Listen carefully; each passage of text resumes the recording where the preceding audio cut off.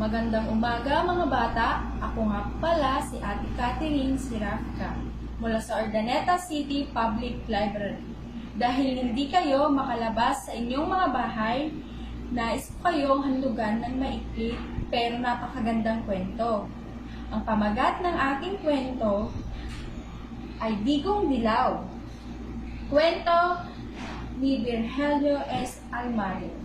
Guhit ni Nelson Cabrera. Umpisahan ko na, mga bata, makinig kayong mabuti. Gustong-gusto ni Digo ang kulay na dilaw. Pagpasok niya sa paaralan, dilaw ang kulay ng kanyang damit. Dilaw rin ang kulay ng kanyang bag at iba pang gamit. Dilaw rin ang paboritong pagkain ni Digo. Gusto niya ang saging, mangga, papaya, kasoy, at iba pang dilaw na prutas.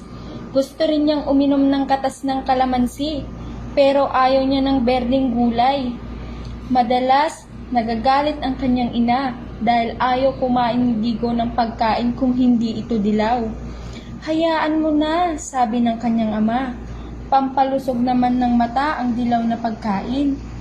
Pero, masama rin ang puro dilaw na pagkain lamang, sabi ng kanyang ina. Kailangan din ng katawan ang ibang uri ng pagkain, gaya ng perdeng gulay. Bago matulog, nag-aaral muna si Digo. Tinutulungan siya ng kanyang ina sa pag-aaral. Tinutulungan siya ng kanyang ina sa pagbabasa ng libro. Dilaw ang kulay ng takip ng libro ni Digo. Pati ang kulay ng silid ni Digo ay dilaw. Dilaw ang kulay ng dingding, pinto at meseta. Dilaw ang kulay ng kama, kumot at punda ng unan. Dilaw rin ang kulay ng kanyang pajama at tsinelas. Isang araw, nagising si Digo na iba ang pakiramdam.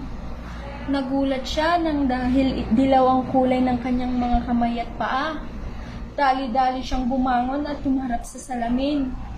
Nakita niyang dilaw ang kanyang buong mukha. Dilaw pati ang kanyang buhok, pilik mata at kilay. Umiiyak na lumabas sa kanyang silid si Digo.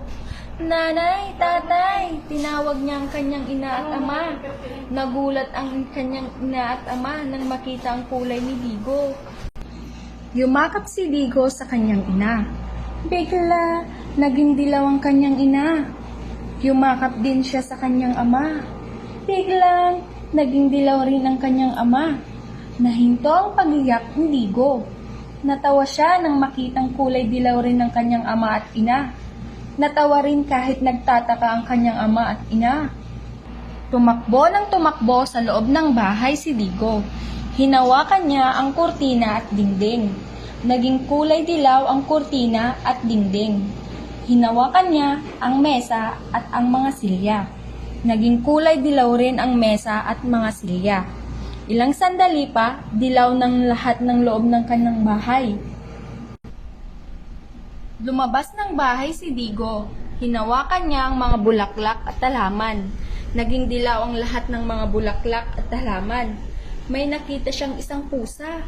Hinabol ni Digo ang pusa.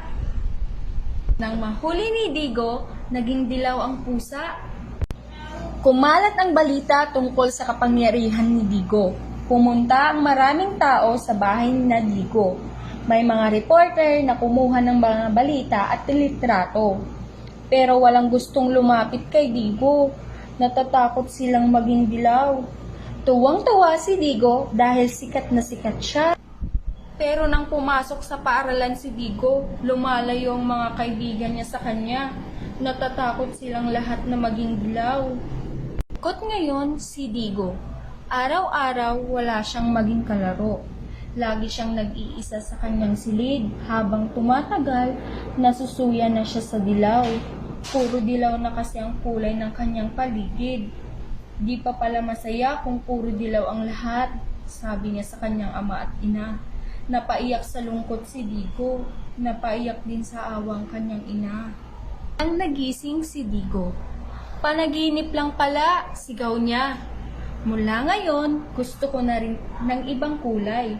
Malungkot din pala kung puro dilaw ang mundo. Kailangan ng ibang kulay para sumaya ang mundo. At tama si nanay, masama sa katawan kung iisang klase lamang ang pagkain kinakain ko. Kailangan ko rin ng ibang pagkain bukod sa dilaw. Diyan na po nagtatapos ang aking kwento. Salamat sa pakikinig mga bata. Bye-bye!